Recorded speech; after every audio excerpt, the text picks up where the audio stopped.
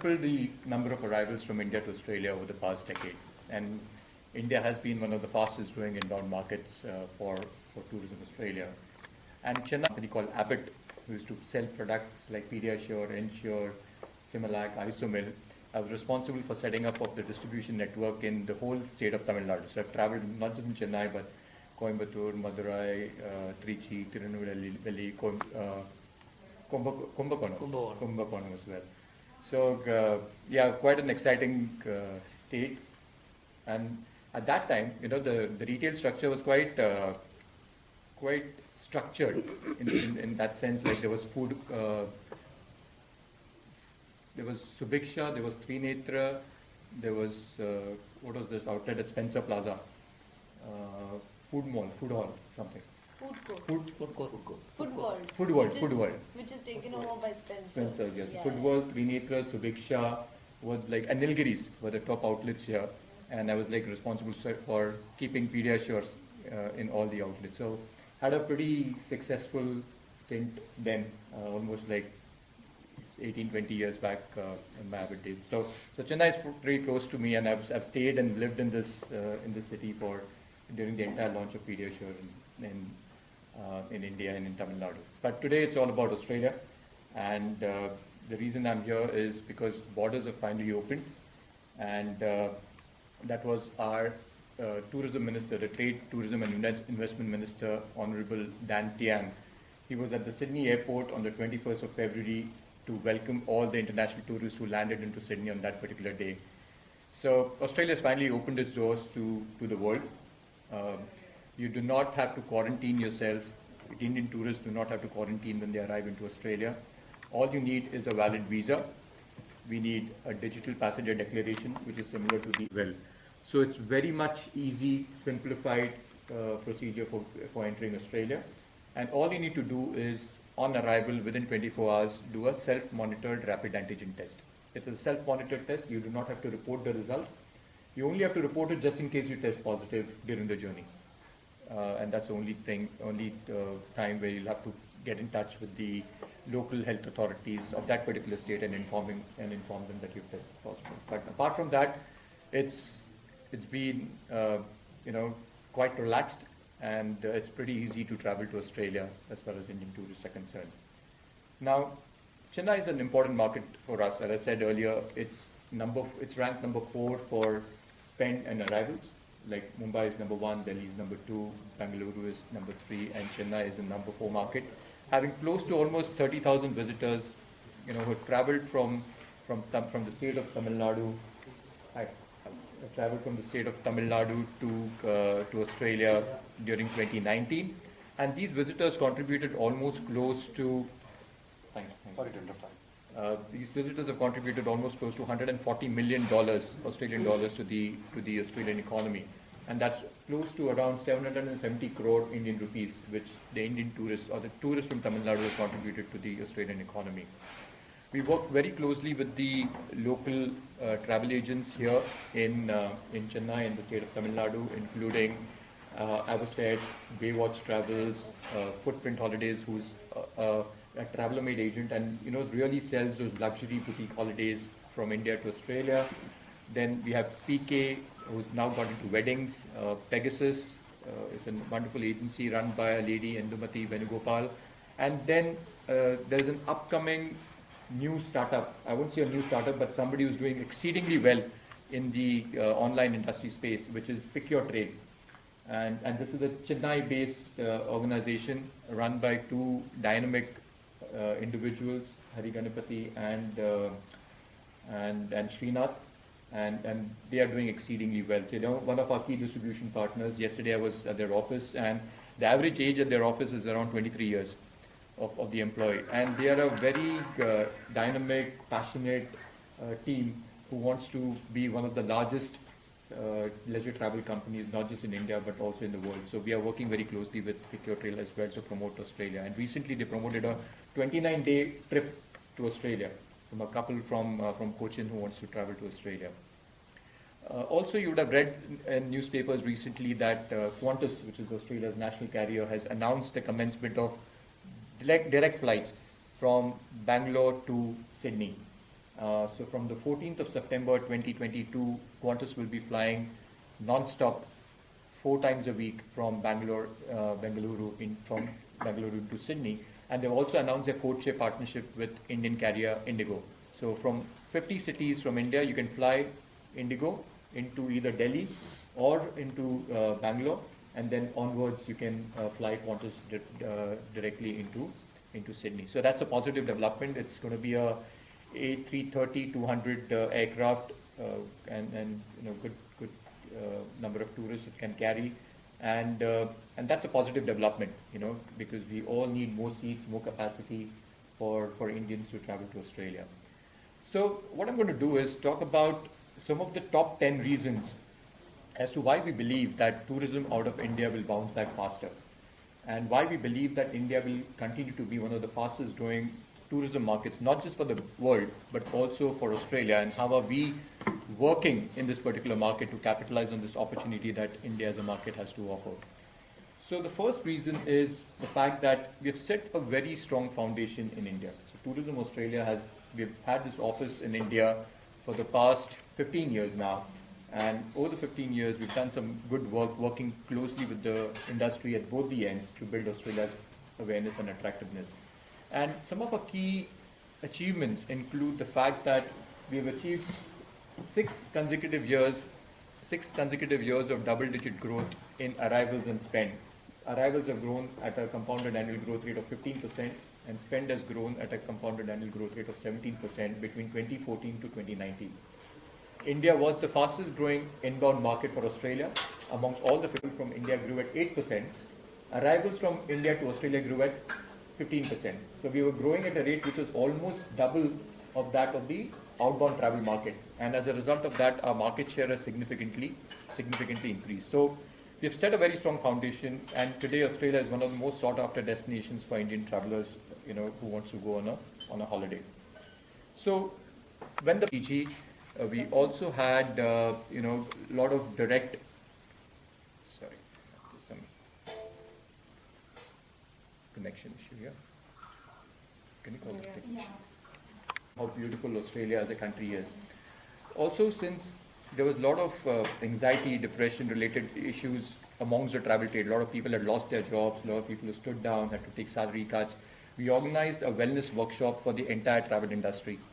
We had a huge participation. Almost 600 agents attended the wellness workshops, which were conducted by motivational speakers, mental health experts, including renowned psychiatrists like Dr. Harish Shetty, a motivational speaker like Shiv Khera, and an author, and then Birendra Aluwalia was also, who delivers these wellness workshops. So a lot of work done for the industry to address their mental health issues as well. And we've been in touch with the industry quite often. Almost on a weekly basis, we had some of the other events happening live from Australia. We had engagements with cricketers like David Warner, Brett Lee, friend of Australia, Harsha Bhogle, then Danish State, who's a Bangalore-based comedian. So we had a lot of these exciting initiatives just to keep Australia's attractiveness. And these tourists contributed. One in Tamil Nadu, the total number of tourists was almost close to 30,000. And these tourists contributed like 140 million Australian dollars to the economy. So that was the total arrivals and spend from India to Australia, and specifically from Tamil Nadu. That was In 2019, yes. I want to see during the pandemic. During the pandemic, unfortunately, there was nothing. So, Australia had shut its borders, for almost 2 years, and they opened the borders for tourists. They opened it first for students, later they opened it for friends and families of Australian citizens, and later, from the 21st of February, everybody was allowed to enter into Australia. So, I was talking about the trade initiatives that we undertook, but after that, as a life, aquatic and coastal experiences, sustainability, self-drive holidays in Australia. So every month we chose a pillar, and we were promoting these pillars on various social media platforms like Facebook, Instagram, and YouTube. I'll share a video which was just launched. We just aired this particular campaign. It's called as the 8D video campaign, where you see Australia in 8D. So this was primarily people watch these things on their phones, wearing headphones and all. So it was a new kind of a audio engineering technology where you'd not just visit a particular place, but also hear the sounds of that particular place. It was really innovative campaign, which I'll just play. who have traveled in the past, who are frequent flyer members of various airlines, and share this campaign with them. So we received a pretty good response for these campaigns, during this particular period. The next reason is, we all want more and more flights from India to travel to Australia. And as compared to the pre-pandemic, pre-COVID aviation capacity, we've seen a doubling of direct aviation capacity from India to Australia, with Qantas now commencing direct flights from Delhi to Melbourne. There are 5 flights a week. Air India is now flying daily direct from Delhi to Sydney and Melbourne, so that's almost 14 flights a week. That's Air India's launch. And as I mentioned earlier, Qantas has also announced flights from 14th of September from Bengaluru to Sydney. So as we speak, the total direct aviation capacity from India to Australia has increased by almost 137%. And which is from Chennai, as of now, you have the option of flying either Singapore Airlines, Malaysia Airlines, Scoot, Cathay Pacific, Thai, and then Etihad and Emirates as well, and Sri Lankan Airways as well. So there are multiple options for Indians to travel to Australia via either the Southeast Asian hubs, or with the code-share partnership with Indigo, you can maybe fly to Delhi and then fly direct into Australia. So it's up to the customer, how he or she would like to travel. Every year, every 6 months, we conduct a research and we ask potential outbound travelers, what is it that appeal to them? When you think of a long-haul holiday, when you think of a out-of-region holiday, what are the factors that are important to them? And across all these parameters, whether it's world-class beauty and wildlife, whether it's food and wine, or great aquatic and coastal experiences, great beaches, safety, security, we have seen that Australia has continuously maintained the top ranking across all these parameters. Also, our research tells us that due to our marketing initiatives, Indians consider traveling to Australia much higher than any other destination. The intention to travel to Australia is also quite high.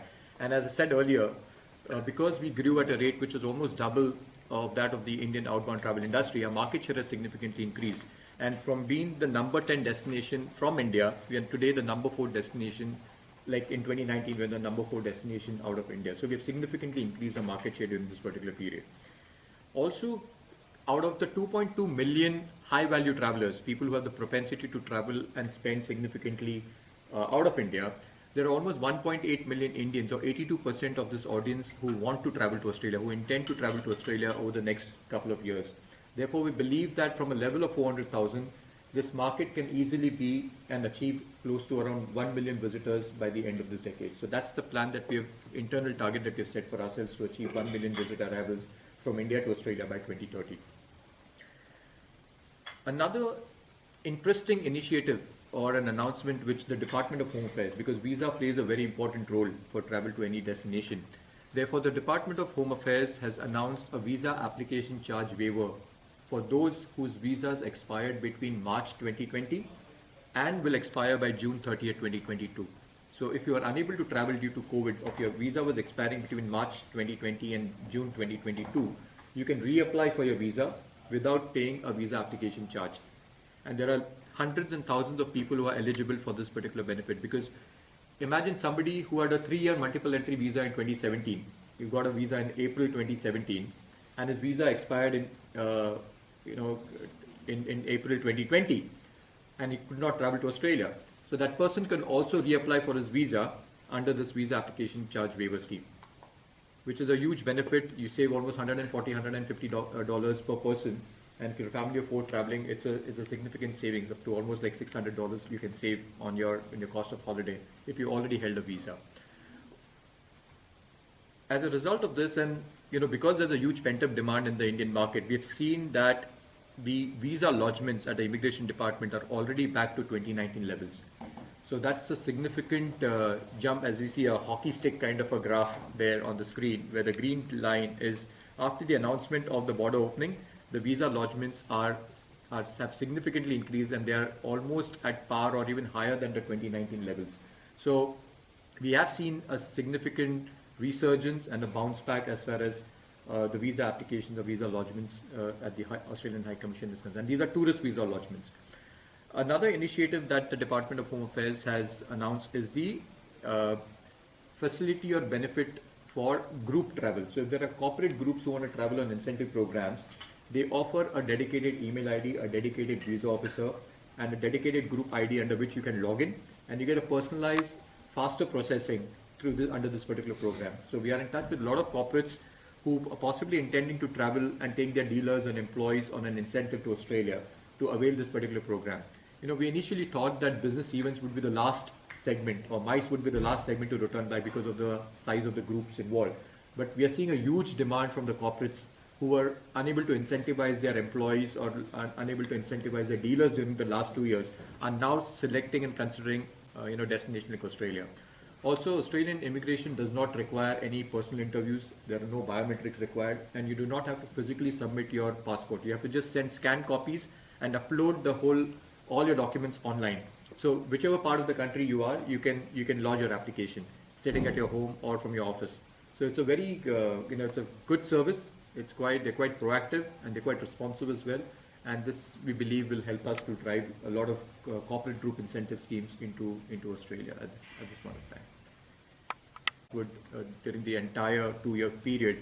And Australia's safety is really ranked to be the best. So Indians consider Australia to be a highly safe destination. 87% of Indians actually believe that Australia has managed the pandemic well and is a safe destination that they would like to travel to. Also, all through this pandemic, we've conducted research, and every fortnight we used to track what is the consumer sentiments like, what is the consumer confidence index, what is their travel intent, what is their booking intent, and we're also talking to them about safety of Australia. And Indians have had the highest consumer confidence. We've seen with the whole resurgence of demand and pent-up demand that we're seeing, and the way whenever we're talking to various travel agents, whether it's Thomas Cook, SOTC, Make My Trip, Pick Your Trail in Chennai, and other travel agents as well, they've seen a huge bounce back. They've seen people willing to travel because there were families who could not travel in the last couple of years. There were weddings that took place, couples who could not travel on their honeymoon. So they all want to travel to a safe destination, right? And therefore, the consumer confidence index for Indians amongst all the international markets that we are present in is the highest.